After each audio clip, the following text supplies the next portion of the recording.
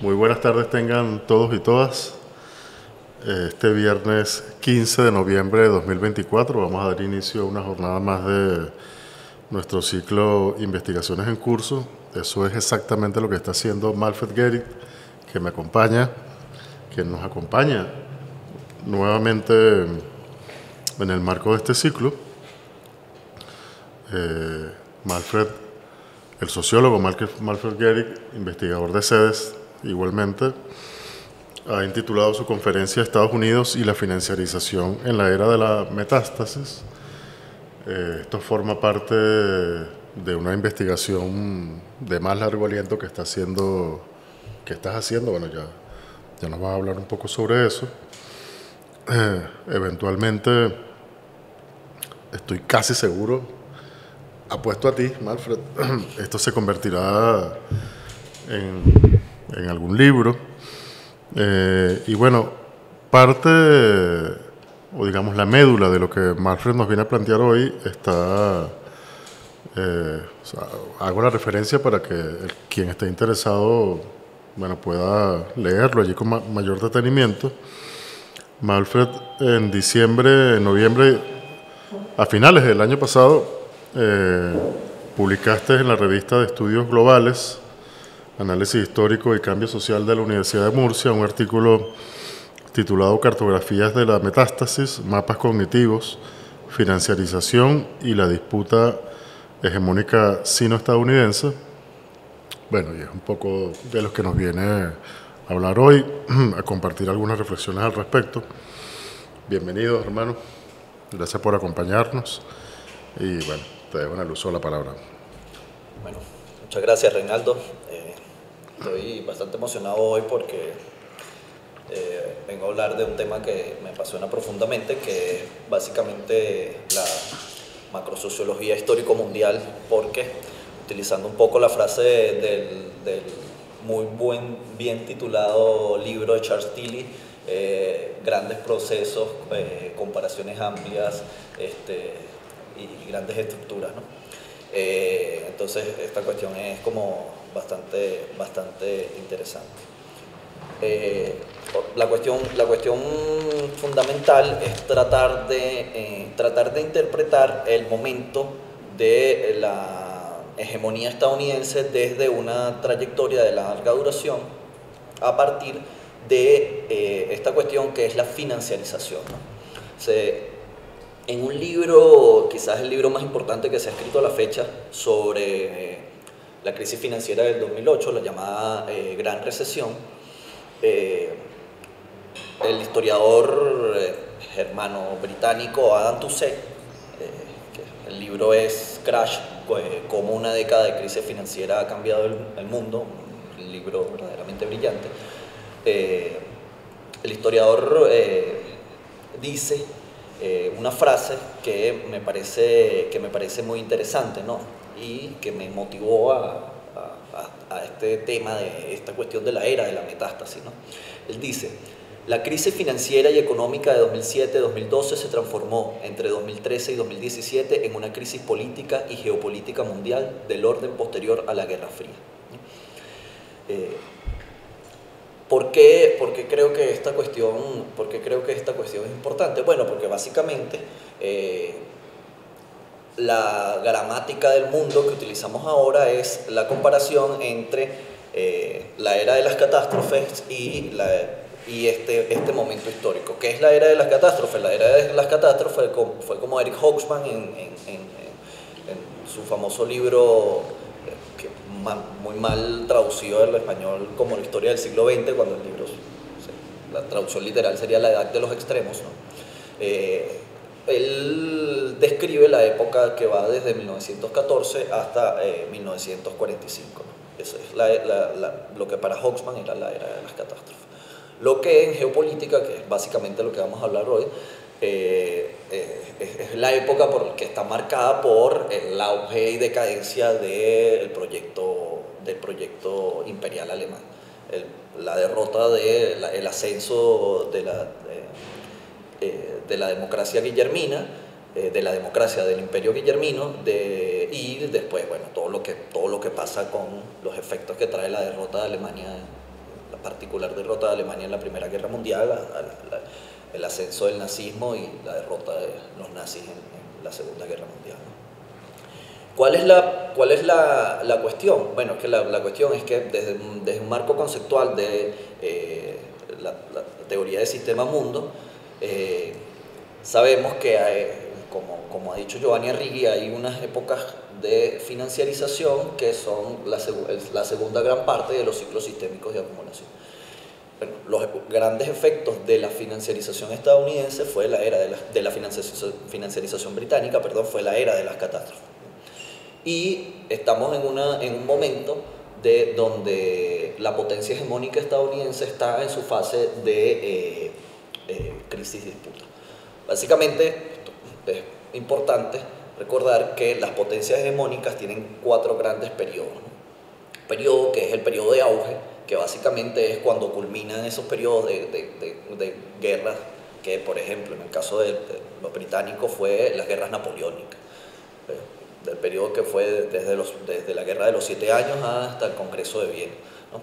Y en el caso estadounidense, bueno, fue el periodo que va desde la Primera Guerra Mundial hasta el final de la Segunda Guerra Mundial, donde básicamente Estados Unidos y Alemania pelearon por sustituir a la potencia hegemónica en decadencia que era Gran Bretaña, como Gran Bretaña había peleado con Francia para sustituir a la potencia hegemónica de la época, que eran las Provincias Unidas, ¿no?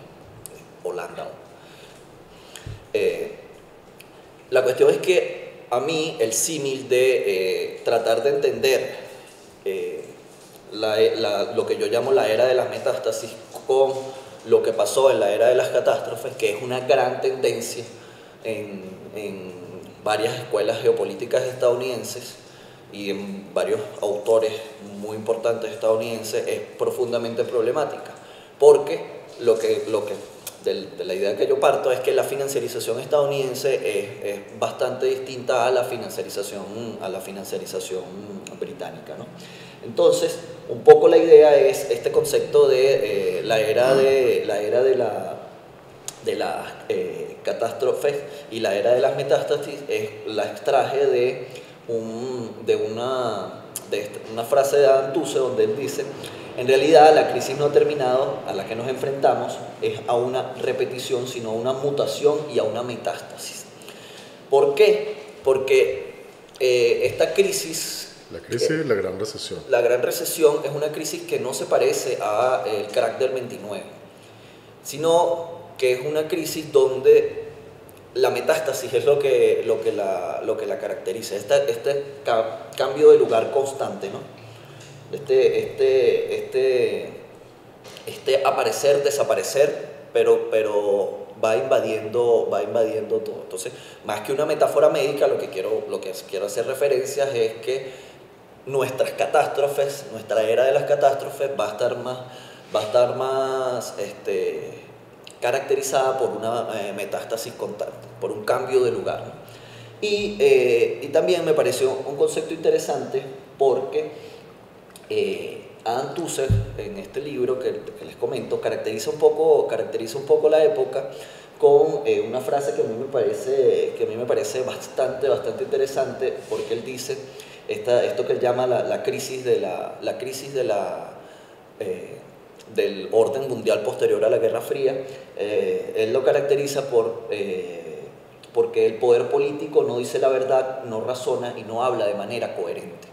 Para él eso es lo que caracteriza al trumpismo como el capítulo 20 de este libro es un capítulo de interpretación sobre el trumpismo como una consecuencia del mundo posterior a la Gran Recesión, ¿no?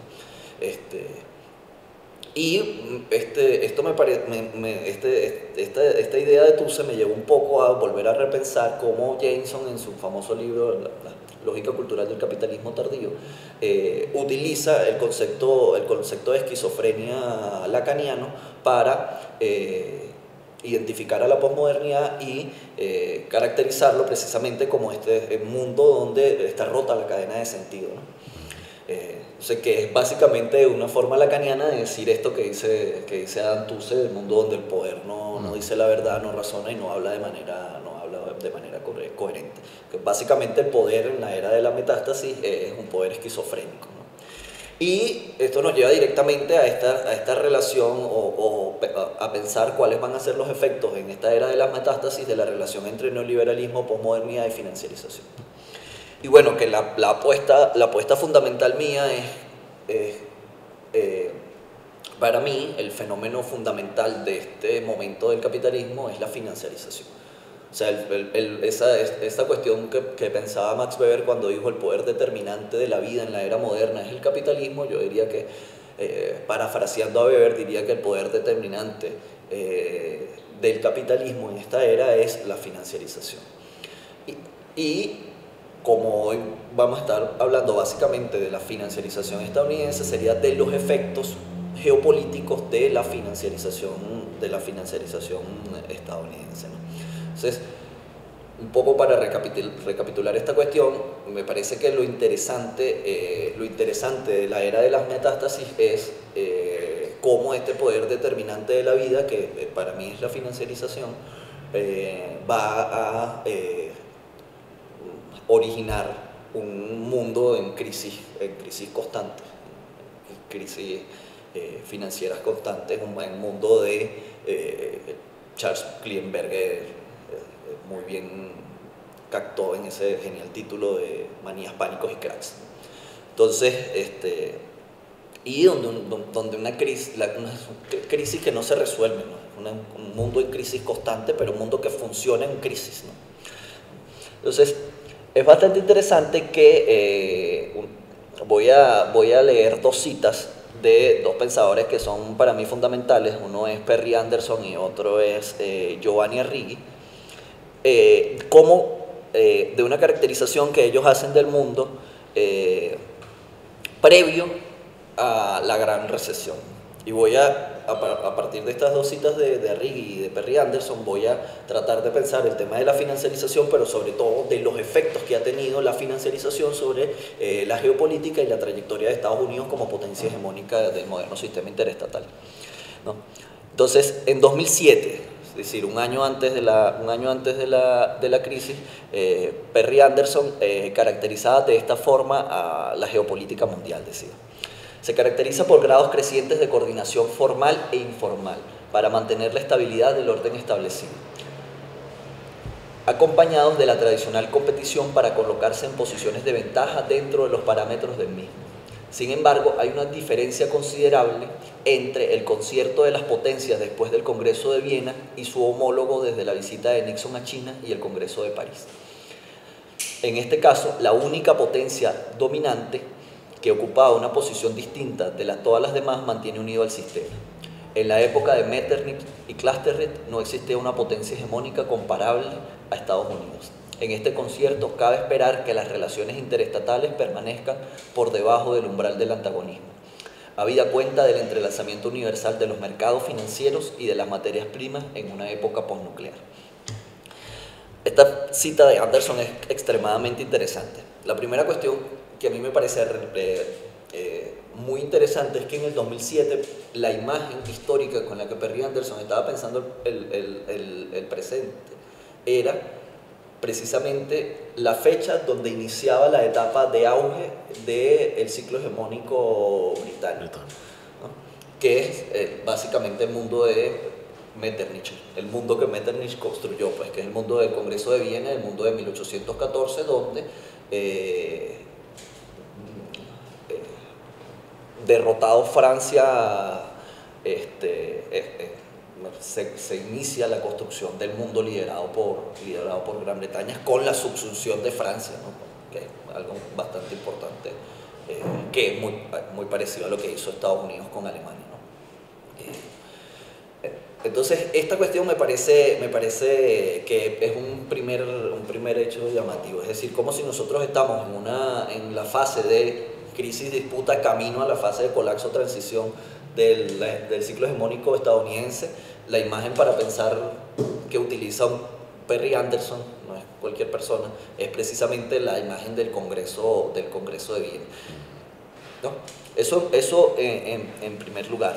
La otra es atreverse a decir que en la época del Congreso de Viena, en la época del mundo de Metternich, no existía una potencia comparable a Estados Unidos en el 2007. Es decir, la dimensión del poder de Estados Unidos en el mundo es tanta para decir que ni siquiera es comparable con el poder que tenía Gran Bretaña en 1814, ¿no? Como una segunda cuestión. Pero la más importante sería este acerto de que una apuesta por que las relaciones interestatales permanezcan controladas bajo el umbral del antagonismo, porque precisamente la codependencia, que es una cuestión cardinal en este tema, la codependencia es una suerte de paz perpetua, para utilizar la frase kantiana, ¿no? Como que si la interrelación entre los mercados financieros hacía que las relaciones interestatales, una suerte de poshistoria en las relaciones interestatales, ¿no? La otra frase que me parece bastante llamativo es una frase que también es escrita en el 2007, que es el año donde Giovanni Arrighi publica su célebre Adam Smith en Beijing, ¿no? Pero está pensando desde otro marco conceptual, pero está pensando en términos de larga duración, ¿no?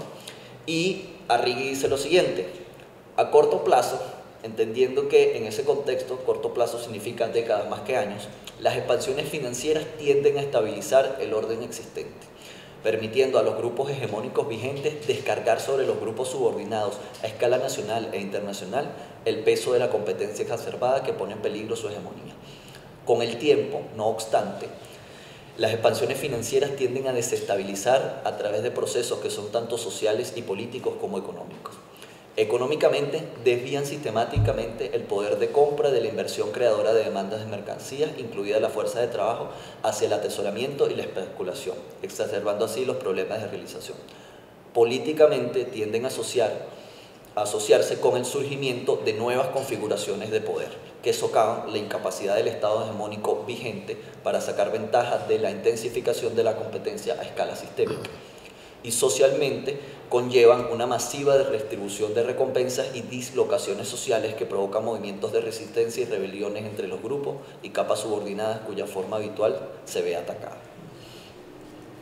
Bueno, un año después de estas dos, donde Perry Anderson y Giovanni Arrighi estaban escribiendo esto, ocurre la crisis del 2008, la crisis financiera, que ya es una crisis que básicamente empezó en 2007, pero que la quiebra de Lehman Brothers fue como el hecho, ¿no?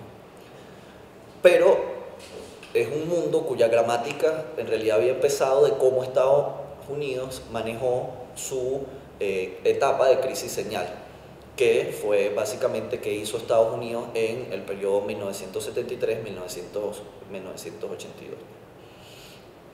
Y ahí es donde empieza realmente este tema de la historia de la financiarización. ¿Qué es lo que quiero decir con esto? Es que nosotros ya vivimos en un mundo de efectos, no vivimos en un mundo de orígenes y dinámica. Es decir, el mundo de hoy es un mundo de efectos y contraefectos, del mundo que se escribió básicamente hace 50 años, de cómo Estados Unidos resolvió su crisis señal, su etapa de crisis señal de la hegemonía. ¿Por qué? Porque, bueno, aquí hay un primer mito.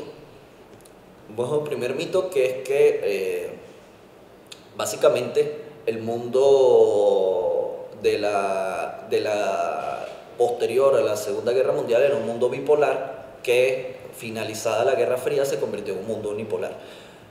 El mundo unipolar prácticamente nunca funciona nunca ha funcionado en el sistema interestatal. Básicamente el sistema interestatal, para que las hegemonías funcionen, se tiene que construir una pentarquía de potencia. Y el mundo que se construye en 1945 es un mundo de pentarquía de potencia, porque es un mundo que donde está la Unión Soviética y donde está Estados Unidos, pero que lo que pasa en Japón y en Alemania, y posteriormente lo que pasa en China, es muy pero muy importante. porque verdaderamente los que terminan desestabilizando el mundo americano es lo que Estados Unidos hace con Alemania y lo que hace con Japón, y las consecuencias que tiene lo que Estados Unidos hace con Japón en China sobre todo, ¿no? Entonces, este mito del mundo bipolar que se convirtió en bipolar, ¿no? ¿Qué es lo que pasa? ¿Qué hace? Bueno, no quisiera como extenderme mucho a hablar sobre básicamente el tema de la economía en la década de los 70, pero para la geopolítica es una cuestión muy fundamental, es que Estados Unidos lidia con la competencia. ¿Por qué lidia con la competencia? Porque básicamente la consecuencia de la etapa de auge de su hegemonía fue la exacerbación de la competencia. O sea, los que causaron la crisis de la década de los 70, en términos, estamos hablando de acumulación de poder más que de acumulación de riqueza, fueron básicamente los éxitos de Alemania y de Japón. Son los éxitos de Alemania y de Japón, la exacerbación de la competencia alemana y nipona, la que lleva básicamente a que Estados Unidos coja la vía de la financiarización. ¿Qué hace Estados Unidos? Que es una cuestión bastante importante. Estados Unidos pasa de ser proveedor de liquidez a ser atractor de liquidez. Entonces, esta es una cuestión fundamental, porque eso es lo que determina básicamente la financiarización estadounidense. Entonces, todo el proceso de contrarrevolución monetarista generalmente se asocia a cómo Estados Unidos lucha con las inflaciones altas en la década de los 70, pero es un proceso mucho más amplio, que en términos de la financiarización tuvo varios procesos, como la desregulación, la creación de un mundo de activos financieros diverso, que llevó un poco a la crisis del 2008. Ahorita voy un poco a hablar sobre eso, porque bueno, a pesar de que no es como el tema, son temas técnicos muy precisos, pero que es importante como conocerlo, ¿no? Pero esta destrucción del patrón oro, que es una de las consecuencias de esa crisis. ¿Por qué? Porque Estados Unidos no podía mantener el patrón oro, porque Estados Unidos estaba cambiando de rol. El patrón oro era un artefacto que servía para el mundo donde Estados Unidos era el proveedor de liquidez, no el atractor de liquidez.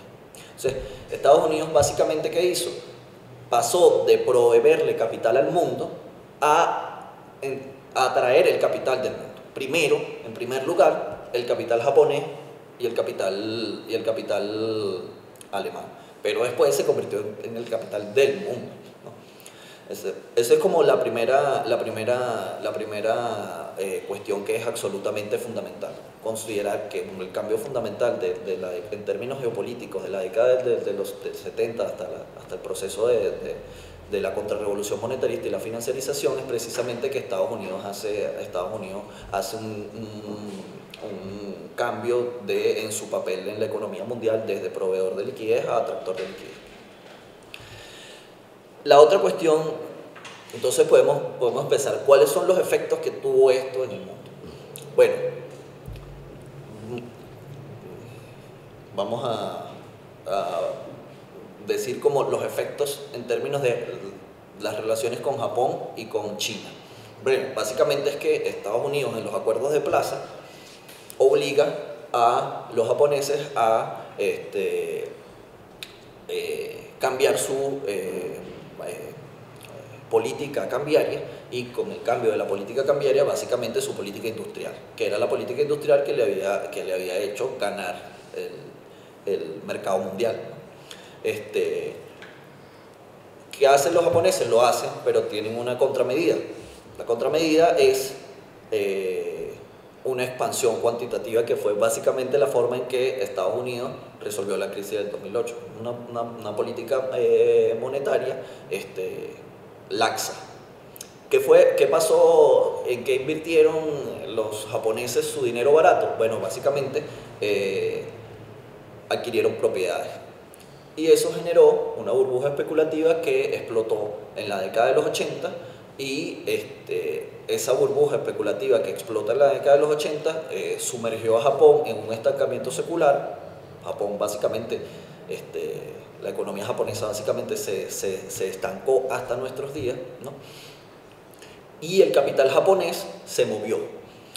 Y el proceso que ya estaba en marcha, que es el proceso que los japoneses, los historiadores económicos japoneses llaman de gansos voladores, que es un proceso de expansión del capital japonés en Asia Oriental, derribó la frontera de China. Pero es que había pasado algo antes en Asia. Había pasado la guerra de Vietnam y había pasado la ruptura sino-soviética y había pasado el alineamiento de China con Estados Unidos desde la visita de Nixon al segundo comunicado de Shanghái, donde básicamente el aislamiento que Estados Unidos le había hecho a China desde la guerra de Corea se acaba, China regresa al mundo. Y cuando China regresa al mundo, el capital japonés es el primero que entra, porque el capital japonés también las acciones de Estados Unidos lo habían hecho a tener que moverse, ¿no? Y bueno, básicamente en términos de larga duración, ahí está el germen del ascenso chino. O sea, el ascenso chino también es una consecuencia de la financiarización, ¿no?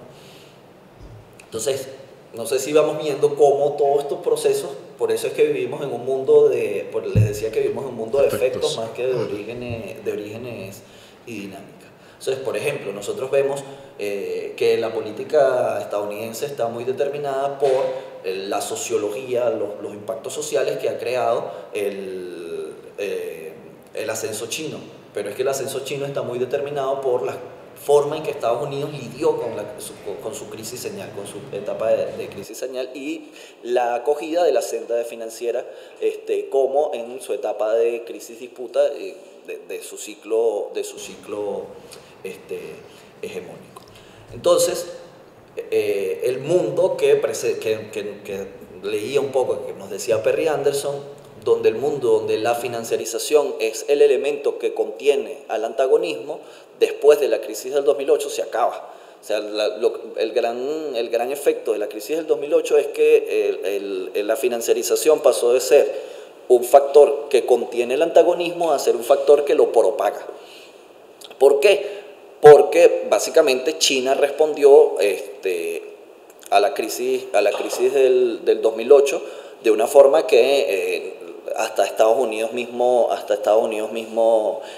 lo sorprendió. Entonces, cuando vemos esta frase, cuando vemos lo que dice Righi, que a corto plazo las expansiones financieras tienden a estabilizar el orden existente, es que bueno, fue básicamente el mundo que nosotros conocimos desde, pongámosles por fecha, desde 1980 hasta el 2008. Que es el mundo que asociamos a la unipolaridad, ¿no? Pero el mundo que nosotros asociamos a la unipolaridad no era un mundo unipolar, era un mundo donde, Japón y China tenían un efecto demasiado importante en la economía mundial. Por eso hablamos de este tema de la pentarquía de potencias, ¿no? Cuando no se constituye una pentarquía de potencias, hay como una suerte de vacío como lo llama Righi, de deflación de poder, ¿no? Entonces, ¿qué es lo que quiso hacer Estados Unidos? Bueno, reconstruir esa pentarquía de potencia. Por eso uno de los grandes efectos de la financiarización también es la construcción de la Unión Europea. El proyecto de la Unión Europea real, el proyecto alemán de construcción de la Unión Europea, es una forma de lidiar con la financiarización. Una forma en que esta mancomunidad, esta codependencia, este mundo de codependencia. ¿Por qué hablamos del mundo de codependencia? Que es una cuestión fundamental. Veámonos de esta forma. China compra bonos del Tesoro. Los bonos del Tesoro permiten a Estados Unidos vivir con el déficit gemelo, déficit de cuenta corriente, déficit fiscal durante décadas. Básicamente el dinero asiático es lo que le permite a los estadounidenses vivir por encima de sus posibilidades, que el dólar tenga un poder de compra más alto, etcétera, etcétera, pero no quiero meterme como en la conferencia en temas económicos muy estrictos, ¿no? Pero, al mismo tiempo, esos estadounidenses viviendo por encima de sus posibilidades son los que consumen y permiten, por el lado del consumo, la industrialización china. Correcto. ¿No?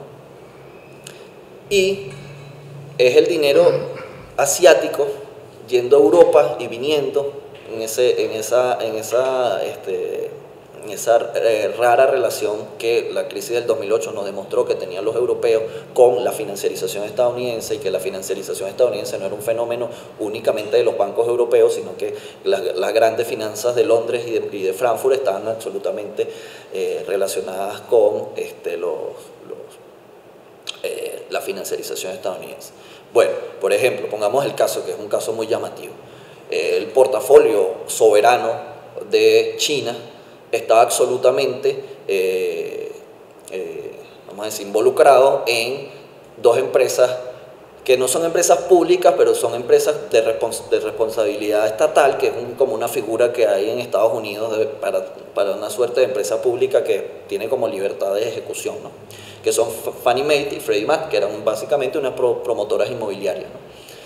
Estas empresas producían deuda, la cotizada en bolsa. China, el portafolio, el dinero chino los compraba y tal.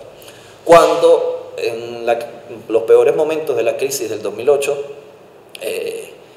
no se sabía cómo iba a actuar el Estado estadounidense con la crisis, es decir, cómo iban a salvar a los banqueros, básicamente el problema en el que se habían metido.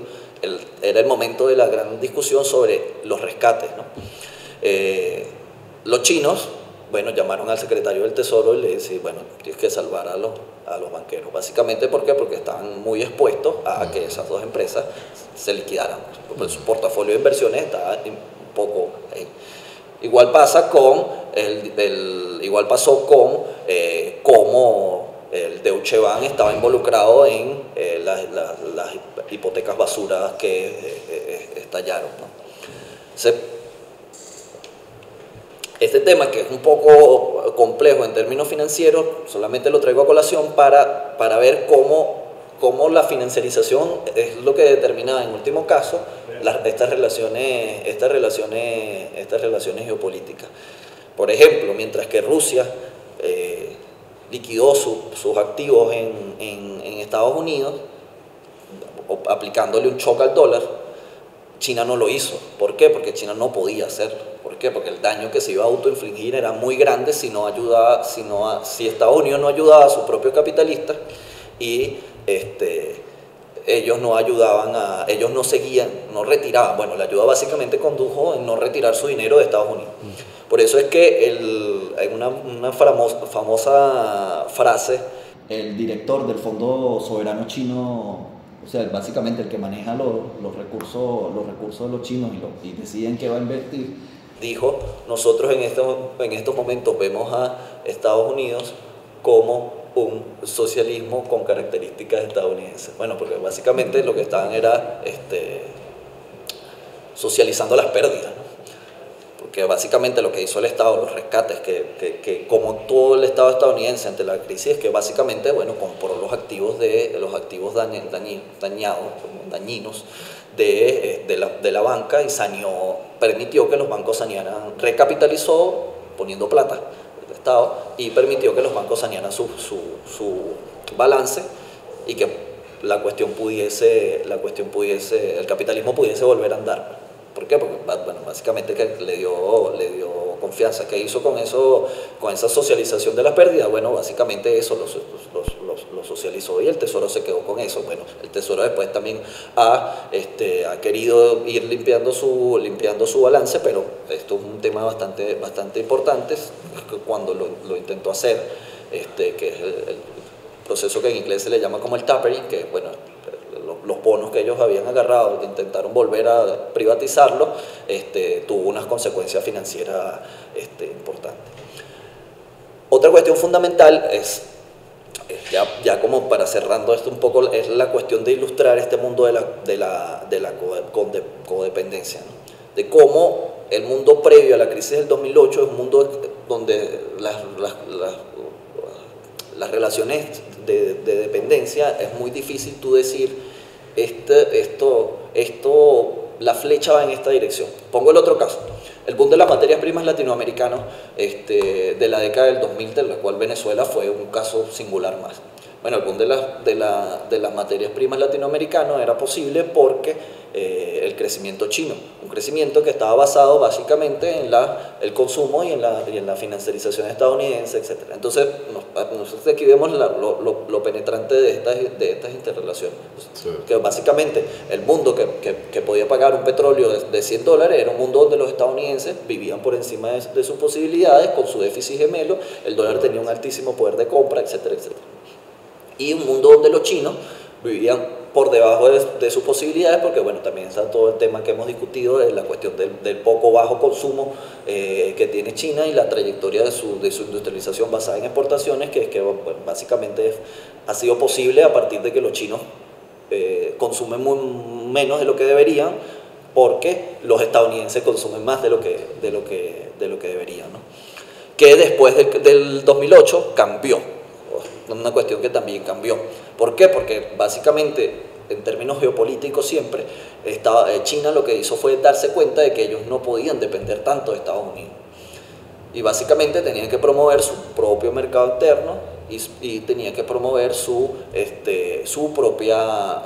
una economía mucho más autocentrada, que es la que permitió sobre todo esta fase, la fase que lleva el fin de la Guerra Fría hasta la crisis del 2008, bueno, desde Tiananmen a el 2008, ¿no? Que fue una industrialización básicamente basada en exportaciones, ¿no? Y China, donde ya había debates desde el 2004, cuando accede al poder Wen Jiabao y esta generación, ¿no? Que es que, bueno, básicamente China tenía que reequilibrar su modelo de desarrollo, porque era muy dependiente del mercado mundial para su trayectoria de desarrollo. Entonces, la cuestión del 2008. Bueno, la cuestión del 2008 es que lo que hace Estados Unidos es, en gran medida, la expansión cuantitativa. Bueno, es que básicamente resuelve un problema de confianza y de liquidez aumentando el balance del Banco Central. Aumentaron el balance del Banco Central, se duplicó. Con ese dinero compraron los activos tóxicos en manos de las bancas, socializaron la pérdida, socializaron la exuberancia irracional de las finanzas, ¿no? Y una vez que rescataron a los bancos, esto permitió que el capitalismo estadounidense continuase sin grandes cambios, ¿no? Básicamente los estadounidenses siguieron consumiendo lo que consumían, el problema del déficit gemelo no se resolvió, Estados Unidos sigue teniendo un déficit gemelo, los estadounidenses siguieron consumiendo las exportaciones chinas y la financiarización tuvo una suerte de momento cero o momento donde estuvo a punto de romperse todo, pero no se rompió. Pero en China actuaron de otra forma. China se dieron cuenta que eran demasiado dependientes de Estados Unidos, del consumo estadounidense.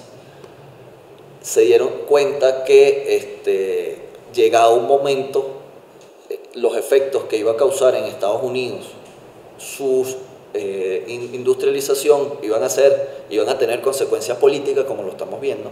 Bueno, en gran medida, una de las formas de leer que la clase del trabajador estadounidense le vote a Donald Trump es que, bueno, básicamente el efecto de China en el empleo estadounidense y en la trayectoria de la financiarización estadounidense. Esta cuestión que dice, no, que bueno, que China le quita empleos a Estados Unidos, y bueno, porque básicamente el acero, la cuestión del cinturón del óxido, el acero básicamente ahorita en el mundo es un monopolio de China. O sea, la competitividad china en acero, por ejemplo, es una cuestión que nadie puede competir. China es mucho más barato comprarlo afuera. Los efectos de la revolución industrial china, Braudel me censuraría por utilizar el concepto de revolución industrial, pero de la industrialización china han sido tantos en el mundo, en todo el mundo, y sobre todo en Estados Unidos. Pero en términos de la financiarización es que es muy importante tener en cuenta que el dinero asiático es lo que permitía esa etapa unipolar que Perry Anderson inclusive se atrevía a comparar con el momento del Congreso, de Viena, ¿no? Entonces, ¿cuál era la base del éxito de la economía estadounidense en ese momento unipolar? Bueno, básicamente era el dinero asiático. Era que los ahorros de los asiáticos estaban invertidos en las finanzas estadounidenses.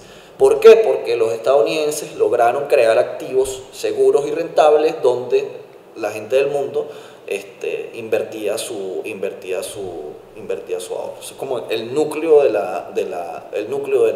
la financiarización. Y ese mundo es el que básicamente se rompe en el 2000, con la crisis del 2008 y la gran recesión. La crisis que se prolonga, porque no es una crisis de una fecha. Porque como bien dijo Adam Tooze, no es es una crisis que no ha concluido. Entonces, ese mundo cuyos efectos es este mundo que Arrighi dice, donde las expansiones financieras tienen el efecto de desviar sistemáticamente el poder de compra, donde políticamente tienden a asociarse con el surgimiento de nuevas configuraciones de poder que socavan la capacidad del Estado hegemónico vigente para sacar ventaja de la intensificación de la competencia a escala sistémica, y donde socialmente conllevan a una masiva redistribución de las recompensas y dislocaciones sociales. Ese es el mundo que nosotros estamos viviendo previo posterior a la crisis del 2008, ¿no? Esta cuestión de la intensificación de la competencia a escala sistémica es absolutamente importante, porque el efecto de todas las financiarizaciones anteriores ha sido la construcción de nuevas configuraciones de poder. El efecto de la financiarización británica fue el ascenso alemán, ¿no? El efecto de la financiarización holandesa fue el ascenso británico y francés, ¿no? Y el efecto de la financiarización estadounidense es este mundo que, para poner una imagen, los BRICS serían una buena imagen, porque los BRICS es uno de otros intentos de construir estas nuevas configuraciones de poder, ¿no? Pero es un mundo también donde las relaciones entre China y Rusia son bastante particulares. En Venezuela se suele tener un pensamiento muy lineal sobre estas cosas, y muy de solidaridades automáticas. Bueno, la relación de China con Rusia es compleja, es tan compleja que llevó a la ruptura sino-soviética y llevó a que China crease un entente con Estados Unidos en medio de la Guerra Fría. ¿Por qué? Porque China comparte la gran mayoría de su frontera norte con la Unión Soviética, y a los chinos, por temas culturales, siempre les ha preocupado más las invasiones que han venido. O sea, los grandes problemas que ha tenido el mundo chino históricamente vinieron desde las estepas, no vinieron desde el mar. Los problemas que tuvo el mundo chino cuando vinieron desde el mar fue básicamente las guerras del opio, pero el mundo chino se ha transformado alrededor de 5.000 años es por invasiones que vienen desde las estepas. Entonces ellos tienen como el pensamiento geopolítico chino, le importa mucho las relaciones con Rusia, ¿no? Y una de las consecuencias de la crisis del 2008, bueno, es que China ha vuelto a tener relaciones mucho más cercanas, quizás no tan cercanas como aquí en Venezuela creemos, por ejemplo, pero mucho más cercanas con Rusia. Y esta pentarquía de potencias tiene donde está China, donde está Alemania con la Unión Europea detrás, donde está Estados Unidos, también hay una serie de potencias menores como la India, o el estatus de Japón, o que no sabemos cuál va a ser su o qué papel van a jugar en esta etapa de conflicto hegemónico. Entonces, una de las cuestiones fundamentales de las consecuencias de la financiarización sobre la geopolítica es básicamente que la deflación de poder. O sea, el mundo, por ejemplo, el caso más llamativo es Rusia. O sea, el mundo capitalista, el moderno sistema interestatal, nunca ha sabido lidiar con una Rusia débil. ¿Una Rusia? Débil. O sea, si nosotros vemos la historia del siglo XIX, la historia del siglo XVIII, la historia del siglo XVII, bueno, básicamente, por eso es que Immanuel Wallerstein le llama la semiperiferia particular, ¿no? Porque él dice, es una semiperiferia que siempre ha estado buscando encumbrarse, nunca ha podido, pero que en términos de la mesa pequeña del poder geopolítico mundial es demasiado importante. Entonces, la debilidad relativa de Rusia es algo muy difícil de manejar en el concierto de las grandes potencias, es algo muy difícil de manejar para China, es algo muy difícil de manejar para Estados Unidos, etc. ¿Por qué? Porque es no es nada más un tema territorial, o que hay una cuestión territorial que es bastante importante. Ahorita voy a culminar con esta cuestión, el tema de la trampa de Tucídides, la trampa de Klidenberger, ¿no? Pero ese es el ejemplo de Rusia. Pero por ejemplo el caso japonés también es muy llamativo, porque si bien el ascenso de China un poco obnubiló la mirada y nos dejó, y Japón como que perdió un nivel de importante, el sostenimiento financiero del dinero japonés para Estados Unidos es demasiado importante. Todavía. Es más, se ha hecho más importante aún, porque ¿qué hizo China? Bueno, China fue diversificando su inversión y dejó en algún momento de comprar bonos estadounidenses. Y los alemanes y los japoneses tuvieron que saldar esa. Entonces, por ejemplo, ahorita Japón pasó de nuevo a ser el máximo poseedor extranjero de bonos del tesoro. De nuevo. ¿Sí? Entonces, la compenetración de las finanzas estadounidenses con el dinero japonés es extremadamente importante. Entonces, pero Japón es muy dependiente a lo que pase en China, tanto en términos de seguridad, es muy dependiente de Estados Unidos en términos de seguridad. O sea, ¿cómo va a lidiar Japón con que su intercambio político con Estados Unidos, el intercambio político de Estados Unidos con Japón es, bueno, básicamente que los japoneses invierten su dinero en Estados Unidos porque Estados Unidos le da seguridad a Japón, ¿no? Japón se va a volver a rearmar. Bueno, es el problema que están enfrentando los europeos con la invasión de Rusia a Ucrania. Sí, se dieron cuenta de que, bueno, parece que su proveedor de seguridad no es tan seguro, para decirlo en esos términos. Pero todos estos son consecuencias de la era de la metástasis, y bueno, son consecuencias de que la gran recesión y la financiarización llevó a que el mundo pase ese umbral del antagonismo, donde ya la codependencia, que era donde la financiarización llevaba a la codependencia y a mantener el antagonismo contenido, más bien se convirtió en un proliferador. Entonces, como algo que funcionaba en un momento como esto, pasó a funcionar en este momento como el proliferador en lugar del contenedor. Son como liebres saltando. Ajá, totalmente. Y uno no sabe a dónde va a ser. Y ese mundo en el que nosotros nos movemos, en eso sí es absolutamente parecido a el mundo que inició en 1914. Es un mundo donde los grandes actores básicamente tienen que actuar. Donde quizás no saben cómo actuar, eso puede traer lo que Max Weber llama las consecuencias inesperadas de la acción social, pero donde básicamente tienen que actuar, porque lo que tienen las grandes potencias es que ejercen el poder, ¿no? Claro. Y, no sé, ¿cómo actuó Estados Unidos ¿qué hicieron los chinos ante la crisis? Bueno, los chinos ante la crisis también aplicaron un estímulo, pero por el lado de la oferta. Y el estímulo estadounidense fue casi 4 veces la cantidad del estímulo,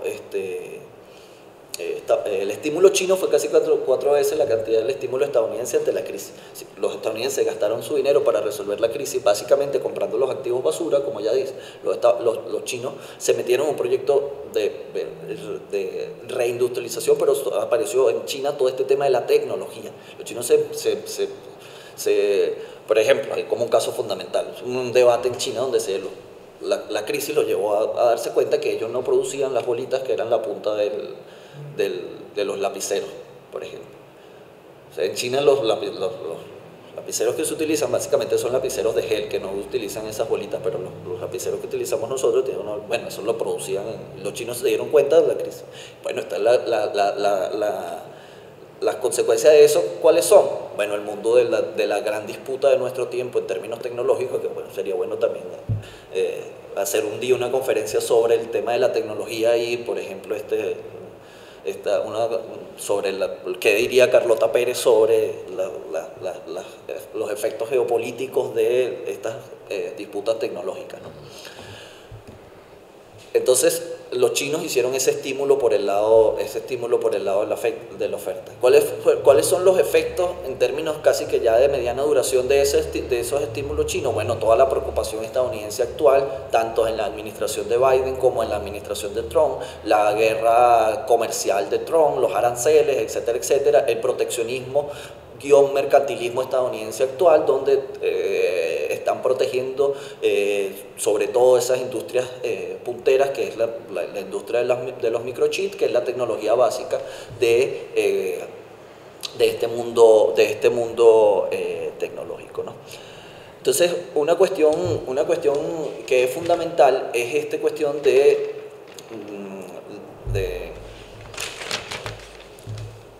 como que ¿cómo se puede decir? El colapso de la hegemonía estadounidense, o cómo Estados Unidos lidia con su propia fase de colapso-transición. O sea, por ejemplo, cómo lidió Gran Bretaña con su fase de colapso-transición. ¿Cómo va a lidiar Bueno, Gran Bretaña lidió muy mal con el ascenso alemán, por eso es que el mundo fue a la era de las catástrofes, porque las grandes potencias no supieron lidiar con el ascenso alemán. Van a saber las grandes potencias, va a saber Estados Unidos o cómo lo está haciendo lidiar con el ascenso chino. ¿Cómo va a lidiar China con una política muy abierta de hostilidad a su propio ascenso? Porque, por ejemplo, China es una potencia pacífica hasta este punto, pero bueno, puede haber un cambio en la estrategia como consecuencia o sea, no tuvo consecuencia la forma en que las potencias lidiaron con el ascenso alemán en el ascenso del nazismo, por ejemplo. Claro, totalmente. O sea, totalmente, porque el ascenso del nazismo fue básicamente una consecuencia de los efectos de la Primera Guerra Mundial, los efectos del fin el Imperio Guillermino, la República de Weimar. La República de Weimar se vio muy impactada por los efectos de la crisis del 29 y bueno, terminó en el ascenso, como dice Giovanni Arrighi, el desenlace catastrófico del ascenso alemán fue los nazis, ¿no? Entonces, ¿qué quiero decir con esto? Bueno, que es un mundo muy complejo. Entonces está esta cuestión de la trampa de Tucídides y la cuestión de la trampa de Klienberger, ¿no? La trampa de Tucídides, un texto que se llama El retorno de la trampa de Tucídides, ¿no? Pero básicamente la trampa de Tucídides es que Tucídides explica la guerra del Peloponeso por una potencia que no supo lidiar con el ascenso de otra potencia. Pero también está la cuestión de la trampa de Klienberger, ¿no? Charles Klienberger, un historiador económico estadounidense, escribió quizás el libro más importante de explicación sobre la crisis del 29, y su tesis es que básicamente la crisis del 29 tuvo unos efectos tan perversos porque Gran Bretaña ya no era capaz de ser el hegemón y no había una potencia coordinadora del capitalismo, y Estados Unidos todavía no estaba preparado para hacerlo. Entonces, en ese interregno, básicamente, el mundo quedó como al garete, por decirlo de alguna forma, ¿no? Entonces, la trampa de Kirchenberger nos lleva a pensar, bueno, ¿cuáles van a ser los efectos catastróficos donde Estados Unidos quizás no está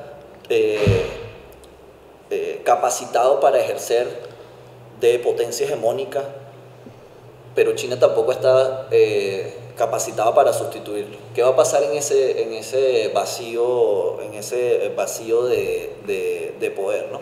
Entonces, estamos como constantemente lidiando entre esas dos cuestiones, entre la cuestión de... bueno, ya, ¿no? Ajá, claro. ¿Cómo el mundo va a lidiar con el ascenso chino, y si el recelo por el ascenso chino va a generar efectos catastróficos en el mundo, ¿no? Y cómo ese vacío de poder que se puede producir donde una potencia no está capacitada ya para ejercer de potencia y otra no está capacitada para sustituirla, ¿no? Entonces estas dos cuestiones para mí son como fundamentales, porque lo estamos viendo, pues cómo el mundo está lidiando constantemente con la trampa de Tucídides y la trampa de Kirchenberger. Un poco para cerrar, estaba recordando dos frases de un maestro y otro maestro oscuro, ¿no? Uno es Immanuel Wallerstein y el otro es Zbigniew Brzezinski, donde Immanuel Wallerstein escribió un libro en el 2004 donde dice, bueno, ya la discusión sobre la decadencia de Estados Unidos no es un debate, o sea, es demasiado evidente que Estados Unidos está en decadencia. La discusión tiene que ir hasta ver de qué forma o con qué estilo, es la palabra que él utiliza, con qué estilo Estados Unidos va a caer.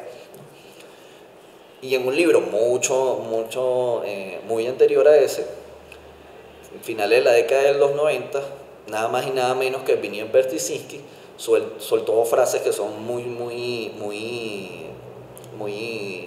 para mí evocadoras, ¿no? En un lado dice que que Estados Unidos tiene como la tarea histórica de acabar con la política de las grandes potencias, y Estados Unidos o construye un mundo de gobernanza global donde, como una suerte de Pax Americana mundializada, donde básicamente el mundo se autogobierna, por decirlo de una forma, o va a la directa decadencia, ¿no? Y entonces después suelta una frase que es bastante interesante, donde dice, la democracia es contraria a la movilización imperial. Ergo, si Estados Unidos quiere preservar su democracia y su república, tiene que lidiar con su imperio, ¿no? O sea, esta idea de Brzezinski últimamente, en estos últimos días, después de la victoria de Trump, me ha parecido muy llamativo, porque podríamos también estar hablando algo así que le llamemos la trampa de Brzezinski, que sea una potencia democrática, o para utilizar el término de Leo Panich, un imperio informal que al no saber lidiar con su rol de potencia hegemónica termina acabando con su propia democracia. Entonces, no olvidemos que acaba de ganar un candidato presidencial que decía abiertamente, después voy a gobernar también, que no van a necesitar elegir más presidentes. Y otra cuestión que quizás es mucho más pueril, pero que también es muy interesante, porque está totalmente ligada a la cuestión de la financiarización, es que prontamente, puede ser el año que viene, Estados Unidos va a gastar mucho más en el pago de su propia deuda que en el gasto militar. Entonces, hay una famosa referencia, una frase de Paul Kennedy, un historiador británico que vive en Estados Unidos, donde Paul Kennedy dice, bueno, básicamente lo que distingue la política de la auge y caída de las grandes potencias es que la potencia en ascenso se concentra en la economía y la potencia gobernante se concentra en lo militar. Y esto produce una disyunción catastrófica donde hay un poder militarmente muy importante, pero que termina siendo económicamente pobre, pero entonces después hay otro poder económicamente muy importante, pero que no tiene capacidad militarmente de llevar a eso. Y bueno, eso es básicamente lo que lleva a las guerras, mundiales. Que al final del día, la Alemania guillermina era demasiado rica para los términos de su propio poder, porque básicamente el mundo era controlado por la Marina Británica, ¿no? Entonces, esta cuestión es como muy importante porque pues, Estados Unidos en qué está gastando el dinero. Bueno, los efectos de nuevo. ¿Cómo Estados Unidos lidió con lo que hizo China? Bueno, Estados Unidos cambió su estrategia geopolítica y cuando su teatro de operaciones central estaba en Europa, Estados Unidos, eso se le conoce la estrategia de contención de Obama, se lo llevó a Asia. Y para tratar de contener a China, porque una de las cosas geopolíticas fundamentales para Estados Unidos es que China no salga a aguas azules. Básicamente aguas azules es un término militar técnico que refiere a mar que puede controlar los portaaviones, para decirlo en esos términos. O sea, el mundo lo controla la Blue Navy estadounidense, es decir, no hay una fuerza naval que pueda. Entonces, el tema de Taiwán, por ejemplo, tiene un cambio fundamental porque Estados Unidos, el acuerdo con China en la década del 70, que básicamente, bueno, Estados Unidos siempre tuvo eso que se llama la ambivalencia estratégica, pero, o sea, para Estados Unidos siempre ha sido incuestionable que Taiwán es territorio de China, ¿no? Ahora el tema Taiwán, pero un Estados Unidos que no hubiese cambiado su teatro de operaciones a Asia hubiese permitido la invasión de Rusia a Ucrania. O sea, Rusia se hubiese atrevido a invadir Ucrania si Estados Unidos todavía tuviese su dinero y su ejército puesto en la seguridad europea. Entonces, estamos viendo de nuevo esto es cuestión de los efectos, ¿no? Efectos por todos lados donde las acciones tienen consecuencias. Entonces, bueno, como diría la maldición china, bienvenido a tiempos interesantes. Gracias, Marta, muchas gracias. Malfe, yo sé que no es tu tema, pero estamos en confianza, así que podemos divagar inclusive.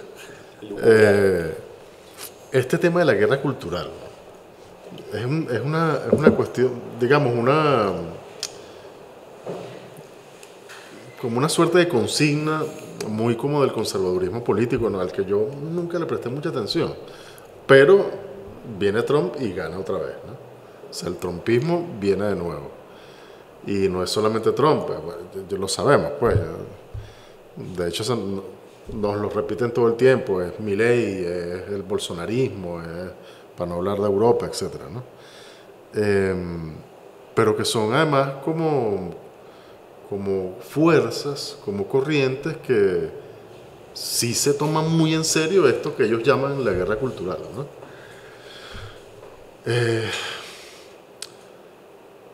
Digamos, uno puede entender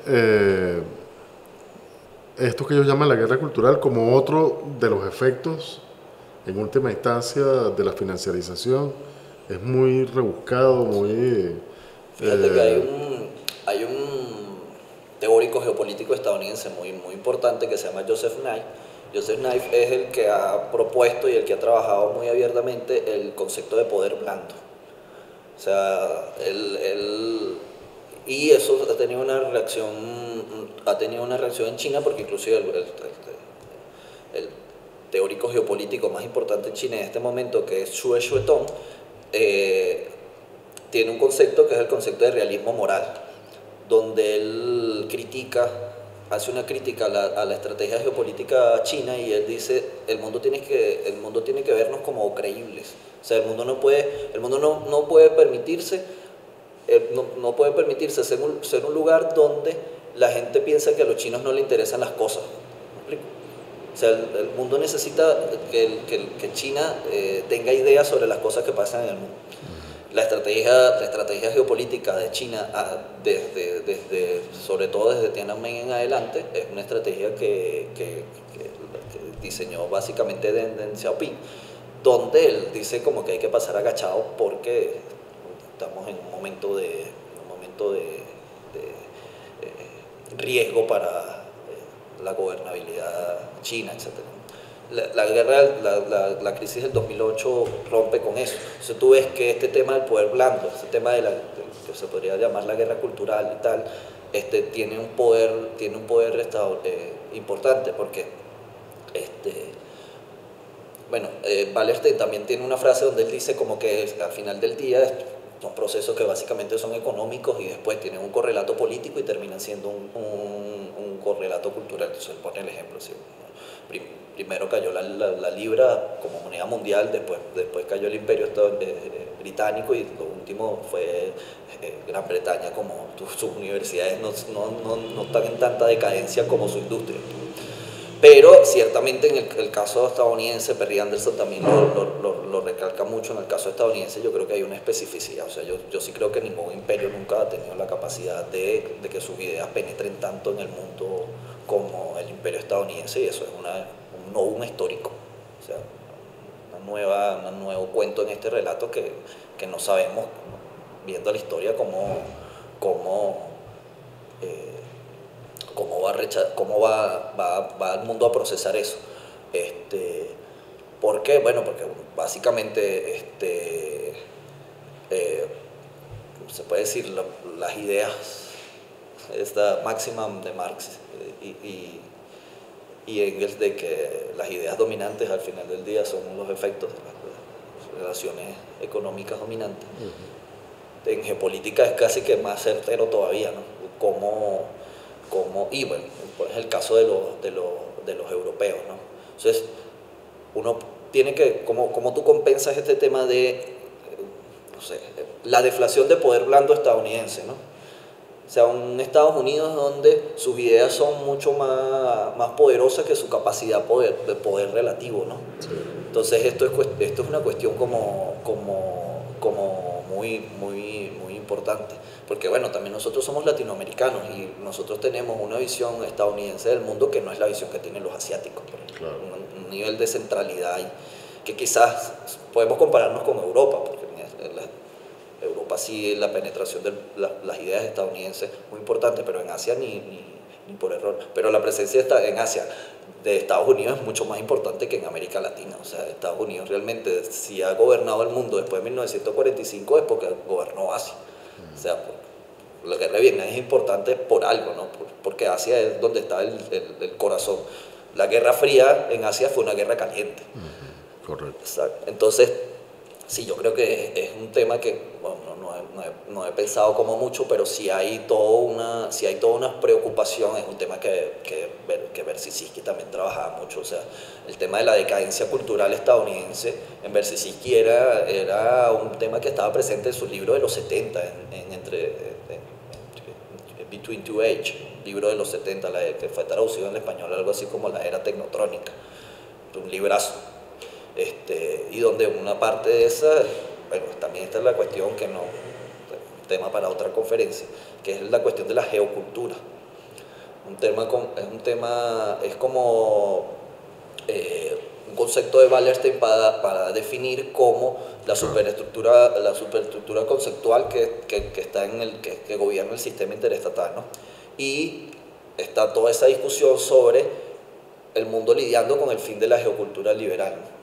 ¿Cuál es la tesis de Manuel Wallerstein? Bueno, la tesis de Manuel Wallerstein es que el liberalismo es la geocultura del sistema mundo capitalista. Y es como la amalgama de ideas más óptima para el sistema mundo capitalista. Pero el liberalismo tiene un largo proceso de decadencia. O sea, el liberalismo, básicamente la historia del siglo XX es la historia de la decadencia del liberalismo. El ascenso del fascismo es la historia de la decadencia del liberalismo. Entonces el mundo constantemente está lidiando como con el fin de la geocultura liberal. El trumpismo es entonces ahora salen todas estas cosas, como conceptos muy raros como iliberales y tal. Bueno, pero esas son formas de expresión del poder blando estadounidense. O sea, inclusive la forma en que se piensa en Venezuela sobre geopolítica. Tú ves el paquete de conceptos que utilizan y toda la cuestión.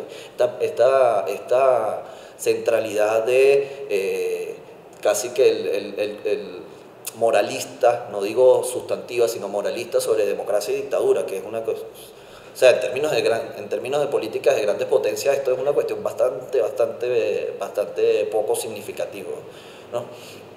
Entonces, pero son expresiones de un país que tiene una penetración del mercado de las ideas del poder blando estadounidense. Pero esto no es una cuestión baladí, porque tú dices, bueno, ¿cómo piensan las élites, los funcionarios de las cancillerías del mundo en era de la metástasis? ¿En qué momento las ideas propicias para Estados Unidos penetran en esta cuestión? Un teórico neoconservador, aunque un antitrumpista, bastante interesante, Robert Kagan, escribió un libro que se llama El retorno de la historia, donde, bueno, básicamente respondía a la tesis de Fukuyama a partir de la guerra contra el terror y las Torres Gemelas, y bueno, él decía y tiene toda una teorización sobre lo que él llama estas potencias revanchistas y tal, que se quieren constantemente rebelar contra el orden, la Pax Americana, ¿no? Pero él, por ejemplo, también es muy crítico de la incapacidad de Estados Unidos para mantener una geocultura que sea propicia a la expresión de su poder en el mundo, ¿no? Entonces, ¿qué quiero decir con esto? Poniendo como varios ejemplos, que es un tema de tematización en el núcleo puro y duro de los geoestrategas estadounidenses, ¿no? Esta cuestión de cómo Estados Unidos, qué tiene que hacer Estados Unidos para lidiar con su deflación de poder, inclusive en el plano de las ideas, ¿no? Y bueno, a mí me parece que el punto más importante, y ya con esto termino sobre esto, punto más importante es el tema de los asiáticos. Sí, es decir, los asiáticos, o sea, todos los conceptos que nosotros en nuestro clima espiritual esquizofrénico y posmoderno tenemos absolutamente en crítica o ¿cómo se puede decir?, en desuso. No creemos en ellos. O sea, nosotros ya en Occidente no creemos en el concepto de progreso. Bueno, los asiáticos sí creen en el concepto de progreso. ¿Por qué? Porque para ellos la historia va para adelante en este momento. Nosotros no creemos en el concepto de industrialización, ellos sí creen en el concepto no creemos en el concepto de modernización, ellos sí creen en el concepto de modernización. O sea, el mundo blando occidental en Asia en este momento es un mundo muy duro. El mundo postfundacionalista, para decirlo casi con una jerga filosófica, mundo fundacionalista que Badiou llamaba el mundo atonal, es un mundo que no tiene un punto de sostén. En Asia sí es un mundo fundacionalista, es un mundo que tiene un punto de sostén. Esto es una cuestión que para mí no es en absoluto. Pero también pueden ser conceptos que remiten a otra cosa, pues, ¿sabes? Son conceptos. Pueden ser conceptos que remiten a otra cosa, pero también es que también nos habla de esta cuestión que Wallerstein llamaba como cronosofía, que hay en un mismo tiempo histórico hay multiplicidad de tiempos históricos conviviendo. O sea, la actualidad no es una cuestión lineal en todos lados, ¿no? Y bueno, eso también tiene efectos en el campo de la experiencia, etcétera, etcétera. Entonces es un tema absolutamente, por eso te lo digo, la importancia de esta cuestión que adquirió Jean Joueton después de la crisis, toda esta cuestión del realismo moral, toda la revisión que él hace de esa tradición que se le conoce como los legalistas, que es una tradición, como una escuela dentro de la filosofía política china, que pone su centro en el tema de la moralidad, del realismo moral. Es una cuestión totalmente importante. Porque, bueno, los ciclos hegemónicos básicamente son ciclos, pero también hegemónicos en el sentido gramsciano puramente de la palabra, que es que la crisis de la hegemonía se determina básicamente porque el Estado hegemónico no es capaz de construir una trayectoria por donde los estados circulen. Y por eso, eso es la máxima expresión y eso es lo que yo creo que expresa en gran medida la crisis de Estados Unidos. O sea, Estados Unidos ha perdido una credibilidad inclusive para sus principales socios, vasallos como los europeos o Japón. O sea, es una potencia que no le puede decir al mundo, hay que ir para allá. Básicamente no es una potencia, Claro. hegemónica. Bueno, muchas gracias, Marco. Gracias a ustedes.